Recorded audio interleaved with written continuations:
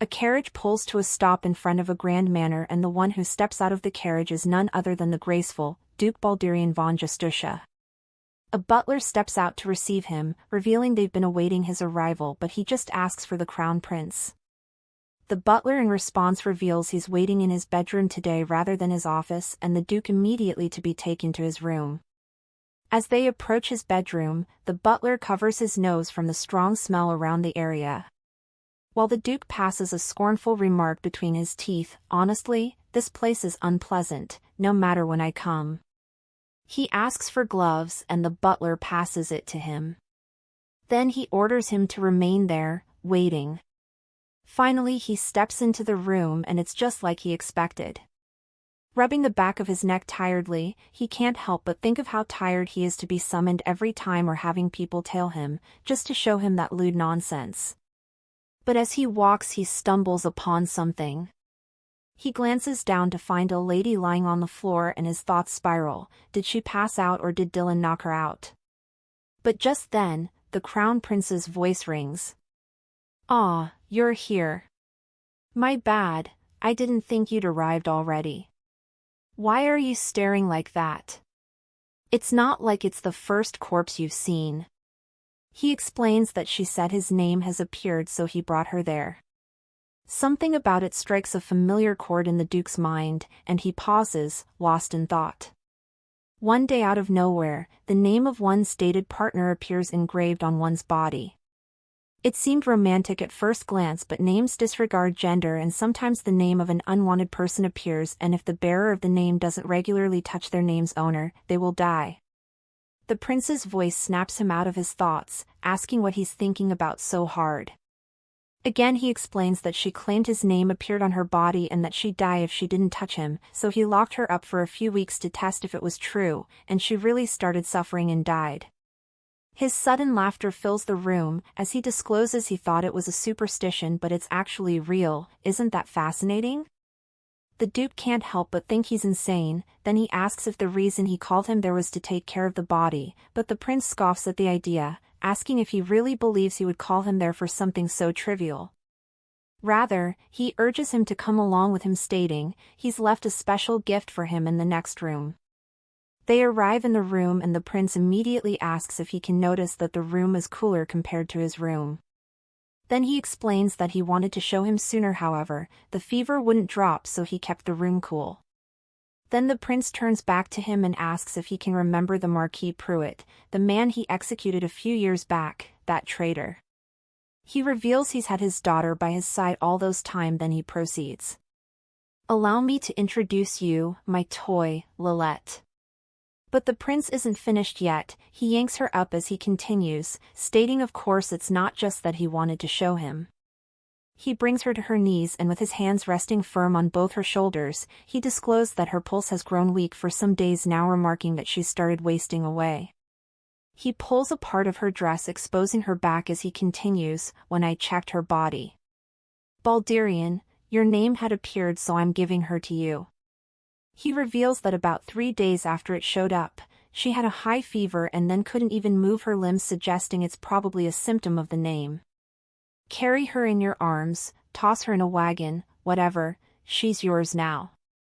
He orders her to get up and then pushes her into the arms of the Duke. The prince retorts that there's a chance it could be a mutual name and warns him to be careful how he handles her. Lastly, before he steps out, he reveals he hasn't laid a hand on her, asking him not to worry. Once the door shuts behind him, the Duke immediately begins to ponder the situation, his name suddenly appearing on someone he's never even met. Later, back at the Duke's estate, his aide stares in disbelief, repeating the claim, his name appeared on her? The Duke, calm and composed, simply replies with a quiet yes as he adjusts the blanket around her. Then as he settles on a couch he confirms that it's true and orders his aide, Moses, to look into every name phenomenon. His aide takes his leave, leaving only the Duke and unconscious Llette in the room. As the Duke observes her visibly improved condition, a sentence suddenly comes to his mind: if that person doesn't regularly touch the owner of the name, they'll die, so this is what that means? That would mean this girl would die if she doesn't touch me. He settles beside her, brushing her hair softly to the side with quiet care. But just as his fingers linger, her eyes flutter open. She blinks, rubbing the sleep from her lashes, and with a faint frown, asks, "Who are you?" However, before he can say anything, she returns fast to sleep. In a new scene, she jolts awake suddenly. She sits up on the bed trying to recall who it could have been, but then she brushes it off as a dream. Most importantly, she notices she isn't in Dylan's room. Her face drains of color the minute her eyes land on the familiar crest, the dukedom of Justicia. She scrambles to get up as she questions why the crest is there. She tightens her grip on the cloth as a suggestion comes to mind. Don't tell me Dylan handed me over to the Duke? Even though he knows Justicia is my enemy, he just won't stop tormenting me. Justicia became her enemy years ago, the day everything was taken away from her. Her father urged her to hide. He explained the situation of the country. The current emperor's rule is a den of beasts abusing their power. That's why I believe I made the right decision. He apologized with tears streaming down her face for bringing her into everything. With the imperial decree, the estate was overrun in an instant by the imperial hounds, the Knights of Justicia. He ordered the arrest of all the family members of the traitor. Afterwards they were taken to the palace, including the servants, and on the crown prince's orders, they were all executed. The last words she heard from her mother was for her to be spared, claiming she was unaware of anything. And then, it was supposed to be her turn, but the crown prince suddenly ordered them to stop. He mentioned it will be a waste to kill something so beautiful, claiming there are few women that stunning. Let's keep her alive. The knights questioned his decision, reminding him she's the daughter of a traitor, insisting they should take care of everyone so there are no loose ends. It took only a glare from the prince to put them back to their place. Then he turned back to her and asked if she saw it, that he's the one who saved her life. So your life belongs to me now, got it? That is until I get bored. And just like that, she lived as Dylan's toy. In the present day, she trembles all over, reminding herself this isn't the time to get sentimental. She must escape before she passes out again. She stepped out of the room with a resolve: if she's really at the Duke's manor, then it's no different from the palace, a living hell. On the other hand, the Duke passes a remark: strong wind tonight. He turns to the side where a dog is barking and steps closer. That's strange. What's someone who's supposed to be in an annex doing here? Then he calls out to Tyron and orders him to take her back to the annex. He goes to her, however, once he holds her in his arms, he reports her condition to the Duke. Her condition seems quite poor. Will she be fine? The Duke glances back at her, observing every inch of her in silence.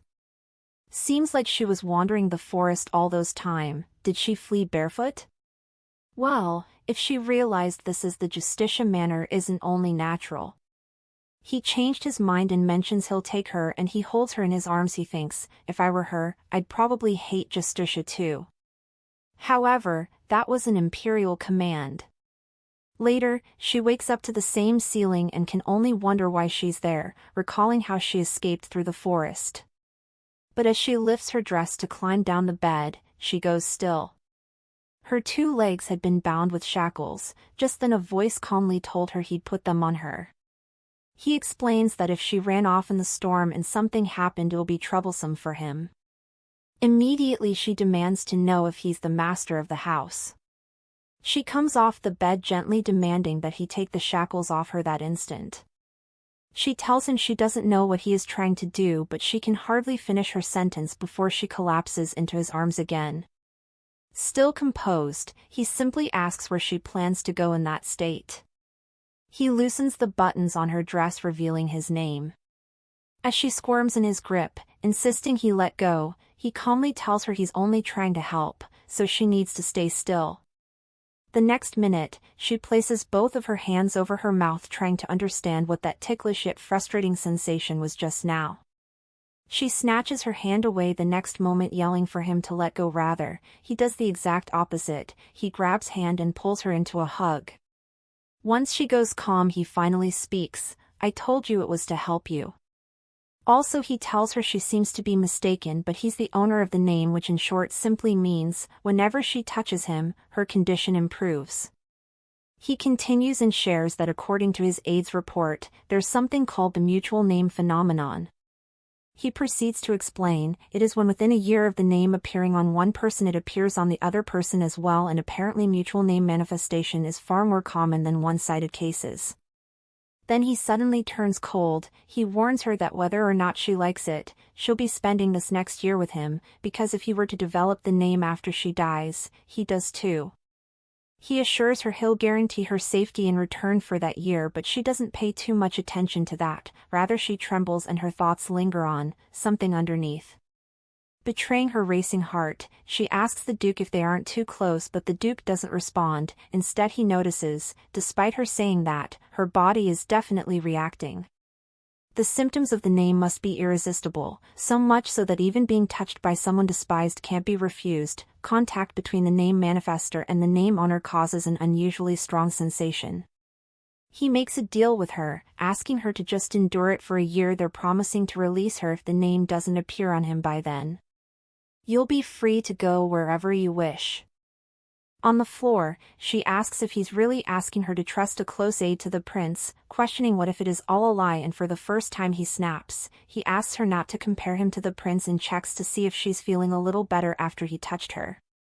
Then she notices, her fingers that had seized up, her numb legs, everything has gotten better, even the pain in her neck has eased. Then he asks if she finally understands the situation she's in, noting she needs him. Then he turns away, asking her to think rationally and carefully about, but she just remains on the floor thinking, 1 year? You're asking me to endure yet another year. She reflects on her situation. Ever since Dylan let her live, every day has been a living hell. Every time she was put through unbearable pain, she'd think, she wished she'd died alongside her family a long time ago. The prince asked the lady to be grateful to her, revealing that he warned that she ever takes her eyes off them, he'd kill them all. The Dey brushed it off as a joke, suggesting he lets her join in on the fun too, but instead he warned her to be quiet and asked if she believes he'd sleep with the filthy daughter of a traitor. Regret always comes too late. She kept enduring the torment, holding on to that single hope that someday he'd let her go, but now she's been asked to stay for another year, with the Duke of Justicia no less, who's supposed to be on Dylan's side. A few days later, the Duke meets up with the prince. He asks how Llette is doing, and when he's faced with the Duke's strong silence he bursts out into laughter. He tells him he'd figured that much mentoring Llette is not the type to submit so easily, adding he had a hard time taming her as well.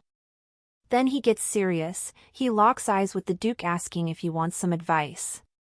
When she won't obey, raise your voice, I'd slap her and yell every time she resisted. After bursting her eardrums a few times, she became obedient. He furrows his eyebrow in discomfort, while he thinks, for someone who's the crown prince, that is entirely disgraceful. It's no wonder she can't bring herself to trust me. The imperial family, the sun that lights the empire, and the Duke of Justicia, the moon that supports it, the two houses have long been intertwined. The Duke of Justicia, whose ancestor is the first emperor's twin sister, has always served as the imperial family's right hand, whether in honorable roles protecting the empire on the front lines or in dirty work like suppressing rebel marquises. For generations the Ardennes imperial family and the Justicia dukedom have shared an inseparable symbiotic bond. Adjusting his teacup, the Duke assumes it's no wonder she believes he's one of Dylan's people. The prince, after a lot of blabbering, finally asks why he arranged the meeting, and the Duke suddenly asks if he understands what it means, that he handed Llette over to him. He reminds him of the girl's existence as revealed to the public. It will be problematic to him as well. A shark smile tugs at the corner of the prince's lips as he asks if he's telling him to keep quiet. The Duke informs him that within a year, they say it'll become clear whether it's a mutual name or not, and in response he asks if he plans to make it all disappear if it isn't. He agrees that if it's that much it'll be fine, but in exchange for that, he tells him he had a condition. If a mutual name doesn't manifest within a year, return Llette to me. The Duke slams his teacup down. Burning with fury, he tells him it's enough already, pointing out that he speaks as though she's an object. He recalls how weak and worn down Llette was the first time he met her and can't imagine what kind of treatments she'll receive again if he was return her to him. The prince just stares at him clueless as he watches his strange reaction. He flashes a little smirk, then he asks if he shouldn't be eager to return her since he wouldn't have taken her if she didn't have his name to begin with. A low regretful sigh escapes the duke's mouth as he realizes he'd let himself get swept into his pace and lost his composure. Then with a steady voice he asks why he wants her back. The prince however only repeats his sentence, stating if it's not a mutual name then there isn't a need for him to keep her by his side. Because you already have a fiancée, don't you? In a new scene, the duke asks his aide where she is. His aide following behind him explains that he managed to keep her in the reception room for that period. He glances at the duke, whose thoughts spiral, dropping by unannounced from the morning, how utterly rude. He steps into the reception room and immediately a lady with ginger hair greets him. Speaking with a sharp, deliberate focus the duke mentions since she dropped by without notice, it must be an urgent matter. With a soft expression, she explains it's because she hasn't heard from him since the party the other day. She admits she knows it is rude but she couldn't bear to not see him. Then she pleads for forgiveness. Baldurian fiancé, Camille Fruden. On the other hand, Llette coughs non-stop in the room from the cold air. She decides to close the curtain but just as she's about to pull it shut, she catches onto something. The Duke of Justicia, but who's the lady with him? Is she his fiancée? She passes a silent remark, they look good together. Suddenly her limbs go weak and she can't help but consider, he's the head of a prestigious ducal household so of course he'd have a fiancée, it's not surprising. Then, did he shackle me just to hide my existence? That thought lingers on her mind for longer and she can't help but quietly ponder on it. That's right, if he has a fiancée, then I'm definitely an inconvenience, which means when he said he'd release me if we didn't have a mutual name, he wasn't lying. A new hope settles in her mind, in that case maybe she will be free after a year for real. Later, she asks the Duke what she can do for him to remove the shackles but he just asks her to stop wasting her energy. She explains that she's understood her situation now and what she must do, so she wouldn't try to run away anymore. Still composed, the Duke asks if she really understands what kind of situation they're in. He continues by stating that if by chance the mutual name was to actually manifest, they would become mutually sensitive. Which means her emotions will affect his health and even him as a person. If you suffer, I suffer as well, if you die, then I'll die. Recalling how he cared for her in the past she realizes that is why he took such good care of her physical state. Outside her thoughts, the Duke suggests they start by holding hands. He brings up her stiff right hand and remarks that it just be quite inconvenient. She hesitates, and the Duke awaiting her cooperation reminds her of her agreement to silently cooperate for a year. He notes they must observe what effects their contact has and lastly he suggests, or would you rather I touch the name directly again like last time? The memory replays in her head and she immediately agrees. As she stretches her hand to him, she reassures herself silently that it's not an emotional act, it's just a treatment, nothing more. The Emperor takes her hand and as he feels her stiff fingers, he asks if it hurts but she waves it off, saying it's just a bit warm.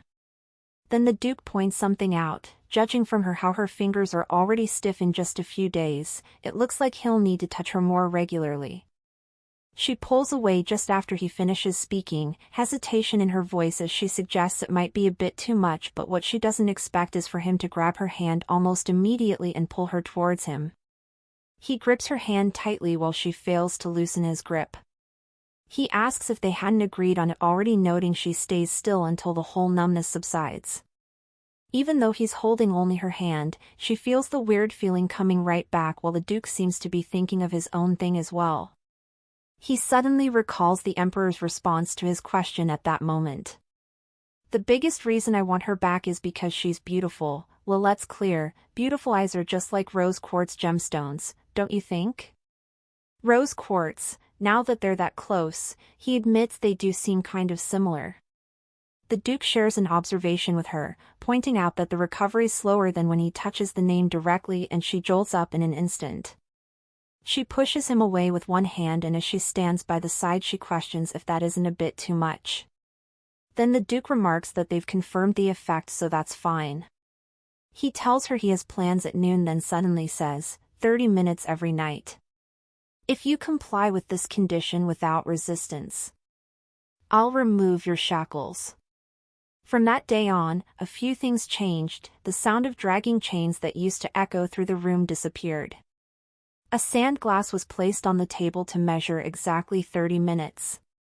Now she can't help but think, maybe it's because she stopped resisting him, that his touch became just a little bit gentler. In the present day, after obtaining his permission to make a request, she requests his permission to access the library.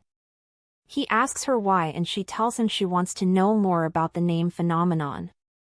The Duke in response says he receives all related information about it through his assistant, but she doesn't back down. She tells him even if it's his name, it concerns her too, so she would like to look into it on her own.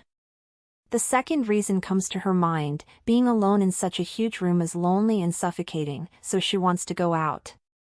She suggests being watched if he perhaps still has worries that she'll run away, so please. The next day there was another change. She was allowed to leave her room several times a day and read whatever books she wanted in the annex library, although it was only under the condition that a butler accompanied her. In the current day, she tries to look into the bright side. Still, being allowed outside the room is better than nothing. But the real problem remains the fact that there's too little information about the name. Later she sits beside the window thinking to finish the book in her hand before returning to her room, and as she flips through the pages of the book, she comes across something she's never seen before. Manifestors who are but mutual name pairs have a high chance of dying within 5 years of name manifestation. She presses the book to her chest as the thought settles in, does that mean I might die? Then her thoughts go to Dylan again. What if Dylan comes to take me back after a year? He said such awful things. In the past, he had a chain around her neck which he used to move her effortlessly. His words stuck to her till that day. What were you planning to do by running away? You've got nowhere to go, no home. She remembered his last warning, try running again next time, I'll hunt you down, wherever you run, and drag you back.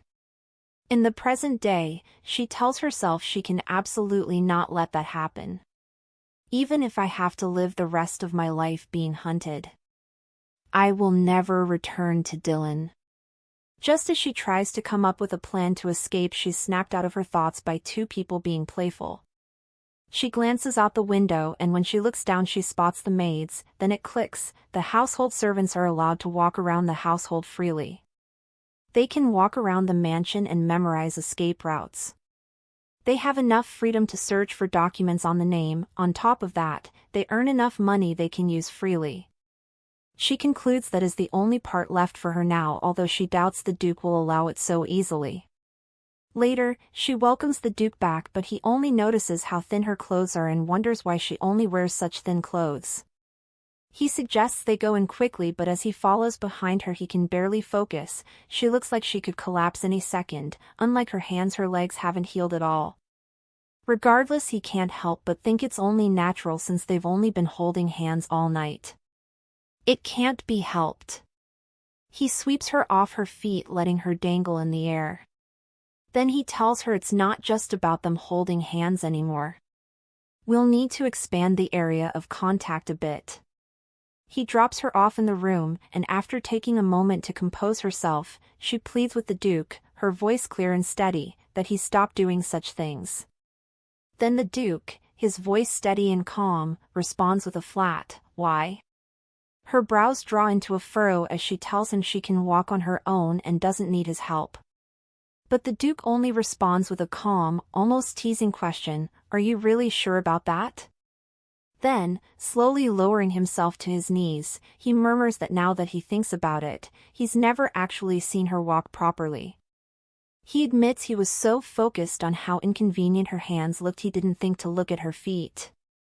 She lets out a soft sigh as she stops to think for a second. How strange, I know he's only concerned because I'm the name's master. So why does it feel like he's genuinely worried? She glances down to find him slowly moving his hands toward her feet. In the next moment, she instinctively grabs her gown asking what he's doing, her voice tinged with panic, trying to tug it down, while he calmly tries to lift it up. He calmly explains that he's only trying to check the condition of her legs, asking her to move her hands, but she responds simply saying that won't be necessary. The Duke doesn't fight it, rather, he responds simply saying, "I see." Then out of nowhere he asks if by chance it's because he's one of the filthy people from Justicia. She's momentarily startled by his question and asks what he's saying, then she pauses to consider shortly. What he's saying is true, she resents Justicia so much she can't even put it into words, but then she catches on to something. The family crest flag that was hanging a few days ago has been taken down.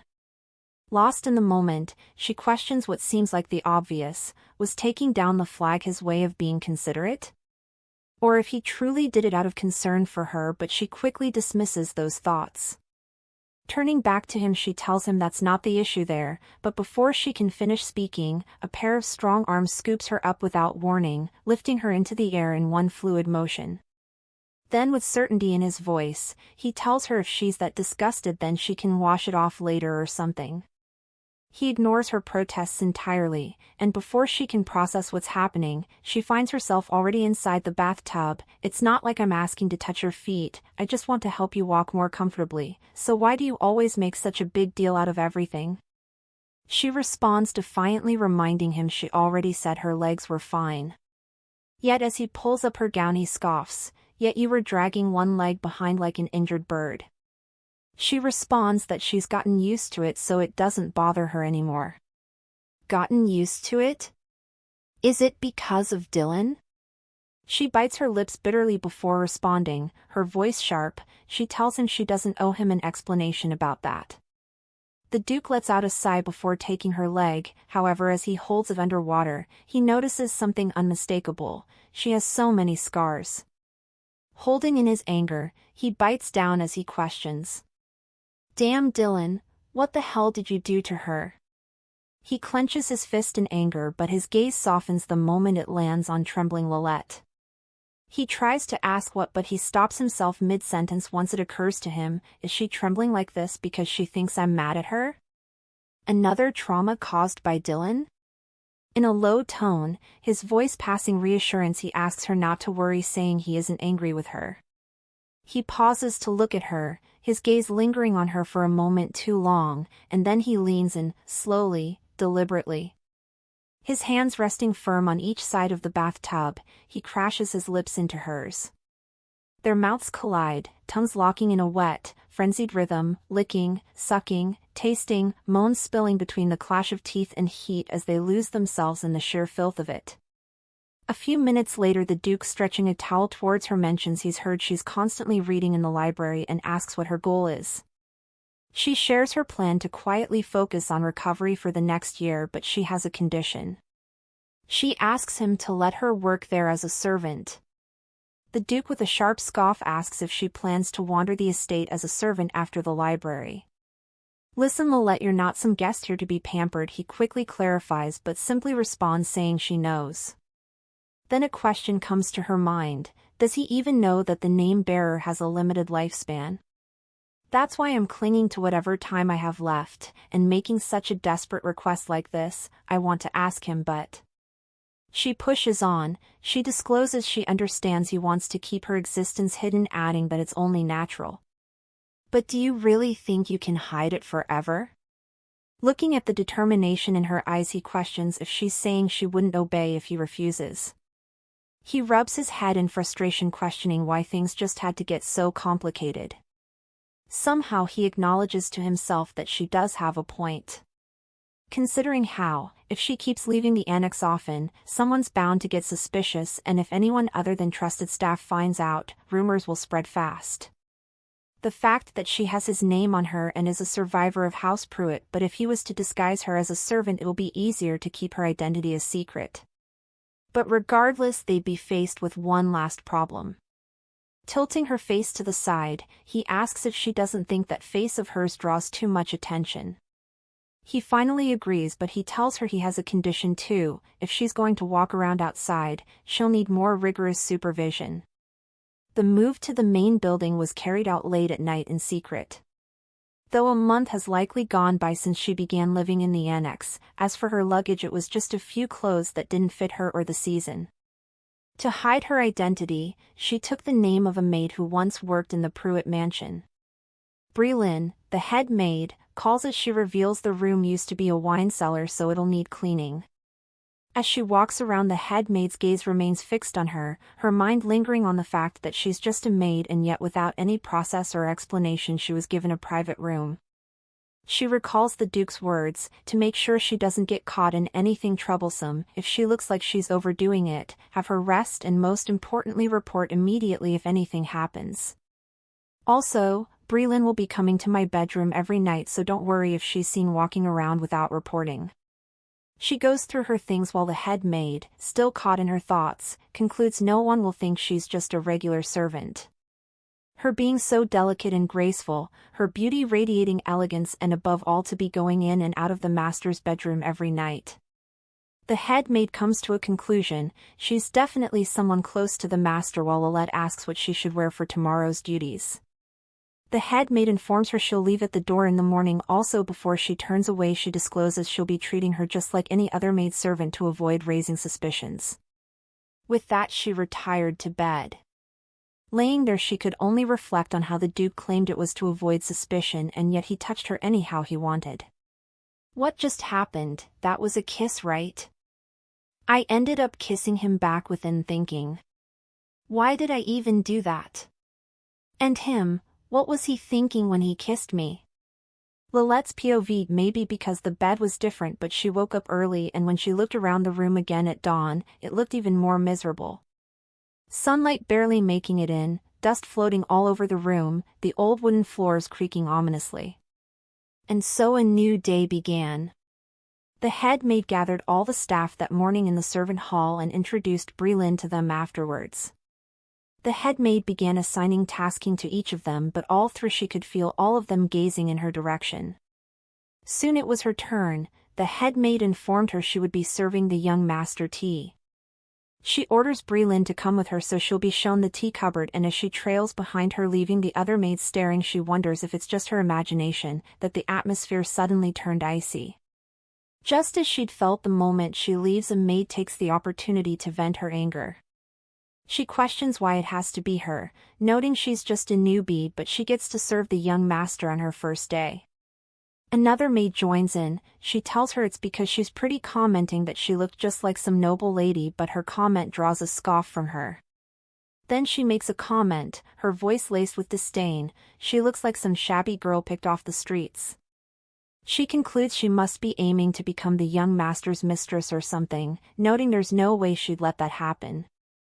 On the other hand, Breelyn diligently serves the Duke a cup of tea. He glances up at her, his voice sharp as he asks, "Not even a hello?" She greets him immediately but quickly corrects her, claiming addressing him as Your Grace is wrong. "Call me master." She complies, and the next moment he asks if she's still not giving up her little game. Averting her gaze, she questions if he could be referring to the job, silently, reflecting on how to her it was a drastic decision, and he's calling it a game? She turns away, her tone sharp as she responds with certainty, declaring no matter what happens she wouldn't quit. She turns to leave, but he reaches for her apron's belt, then at least wear the uniform properly. Without warning, he pulls her to his front, and as he adjusts the belt, he comments that she's so skinny the beat's loose. He pulls the belt again without warning, saying, "Here, you tighten it this way to fit your waist." Then something comes to her mind: is that why everyone was staring during the morning meeting? Once he's done, he lets her go, but rather than a thank you, she asks him to tell her next time, saying she can handle it herself. However, the Duke's gaze remains on her till his own mouth betrays him: "You're really beautiful. To think you can even pull off such plain clothes." He dismisses her with a calm command, adding that he'll see her tonight in his room, but somehow those words reminded her of an important detail she'd completely overlooked. Starting from that night, she'll be going to his bedroom. Unlike when she was locked away, time flew by quickly, and before she knew it, night had come. She washed away the grime from work and with the headmaid's guide, she walked down a cold, drafty hallway, and arrived at his bedroom. She steps into his room but before she can properly collect herself his voice rings in the background, "Your expression tells me you're ready for this to be done with." She turns to him and once she locks eyes with him, she admits he's right. "Then let's head to the bed, I wouldn't like you talking and bruising your knee like last time," he teases. She tells him she's fine staying there, but he calmly replies that he doesn't plan on touching her, prompting her to quickly ask him not to phrase it like that, yet unfazed, he simply asks why not.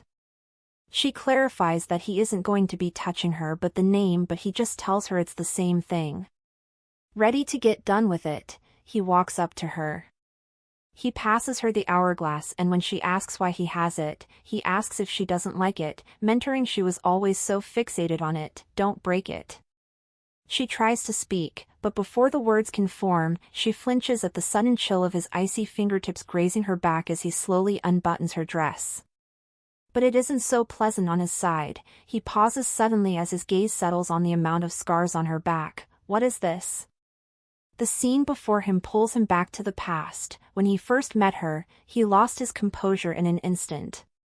Much like ink unexpectedly spilling, he was so fixated on the name that he didn't notice just how many scars were hidden beneath that thin fabric. Illuminated by the moonlight, they're very visible now. And as someone who interrogated criminals, he knows for a fact, those thick, deep scars, they must have come from being whipped over and over again. How frustration grows and like he's lost his mind, he questions if those scars can't be healed by the power of the name's master. Her soft, hesitant voice pulls him out of his thoughts, asking if he's done yet but he does something so out of the blue. He lowers his head and presses a kiss onto her back making her gasp in shock. In an instant, the defiant facade she struggled to maintain crumbles, and she trembles beneath the heat of his touch, a soft gasp slipping from her lips. Betraying her own body, she turns to him, questioning his actions, but he only deepens it, one hand holding her head in place, the other settling firmly on her waist as he kisses her. She tries to gasp for air but he doesn't let her as his tongue stroking along hers, deliberate and slow, exploring her mouth with a mix of control and urgency.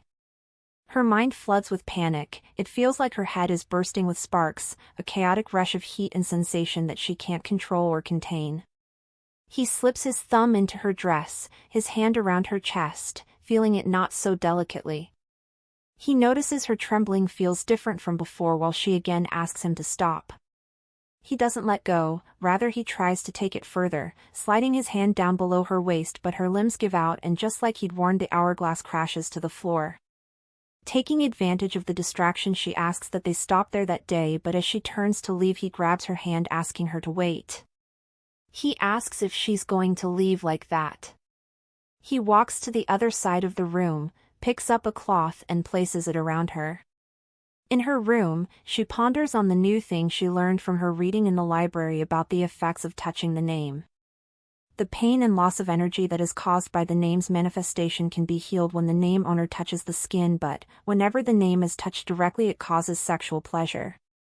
Although it pains her to admit it she confronts the truth. The first time he touched the name, what she felt back then was sexual pleasure. But it's more difficult for her to admit and she quickly stops herself brushing it off as just a temporary biological reaction caused by the name. A few days later, she lays awake in bed. Later as she prepares the young master's tea as usual, she reflects on how since he began touching the name the stiffness and numbness in her limbs stopped completely.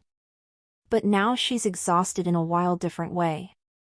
She urges herself to pull herself together but just then the other maid arrives. She tells her she'll be serving the morning tea that day asking if she would mind letting them switch. Breelyn in response disclosed she hasn't received any orders from the head maid which angers her and prompts her to push her to the floor. She picks up the teapot and dumps the content all over her and then says calmly afterwards. "There, now you can't go. You can't possibly intend to serve His Grace looking like that, are you?" Haley, the red-haired maid. With her beautiful face and silver tongue, she seduced her masters and she enjoyed a luxurious life as a servant. The foolish nobles became generous with just a glimpse of her skin and showered her with gifts and money. Even when she was caught having an affair with her employer, she was lucky enough to get a letter of recommendation for her next job. Of course, the letter was a complete forgery: name, birthplace, resume, all of it. The higher the rank of the noble, the more thorough their background checks will be. And the reason she went so far to get a job in the Duke's household was simple. Balderian von Justitia. His name always came up at tea parties and balls she attended as a servant. Even in the midst of the crowd he stood out, broad-shouldered, handsome, born of noble blood. He was the perfect man in every way. And at that one Haley thought, after all those years I've spent flattering fat, low-rank nobles, it was just training to serve him. I will stand by his side no matter what. But the chance never seemed to come. No matter what way she went about it, all her advanced were blatantly refused, but she wouldn't still give up. She went to him the next day to apologize, claiming she just wanted to please him, so she used some perfume, but he just asked what she was talking about. She refused to confront the truth, thinking there's no way he could have forgotten about her, so he must be playing hard to get. In the present day, as she approaches his room, she thinks, come on, I'm way better than Breland, maybe he's waiting for me to come. She approached him with his tea, and once she glances at her she smiled in accomplishment, confident he's able to recall her and she's the perfect woman for him.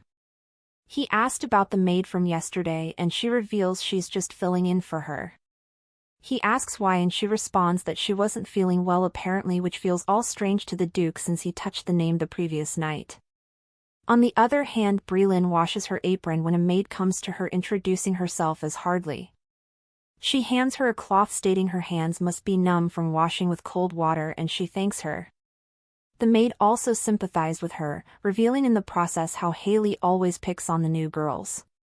She informs her everyone's watching her mood, and when Breland asks why, she explains that if she offended her, she'll bully her non-stop, adding that a lot of girls have quit eventually because of her. So she warns her to be careful around her. The head maid walks in at that moment. She checks with her to see if it's true that Haley had taken her place as a result of her not feeling well. Breland confirms her statement, explaining that she twisted her ankle on the stairs, so she asked Haley to cover for her. The head maid responds calmly, saying she sees, but then she asks her to report any work-related changes directly to her, and she asks them to write a report and submit it to her that night. She thought that should be enough for her to know she has no intention of defying her, so the harassment should stop, but instead it only escalated. Although no one in particular started it, but, day or night, even during mealtime, she was blatantly excluded, and at the middle of it all was Haley.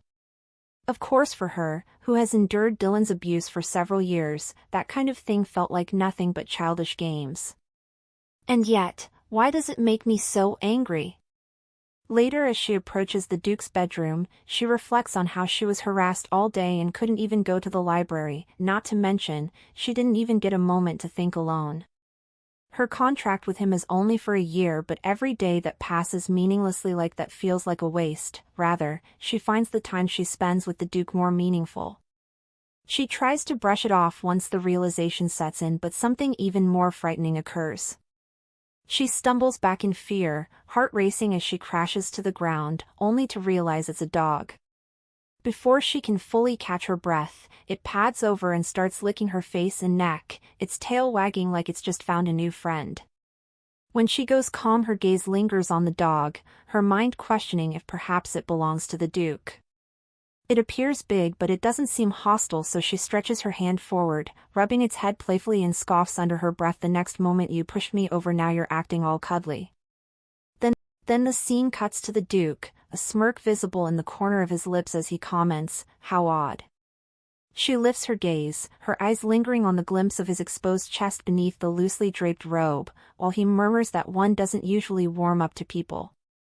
Her cheeks flush, then the Duke suggests maybe he remembered her scent from the forest, and then, her gaze lingers on his chest, following the slow descent of water along his skin.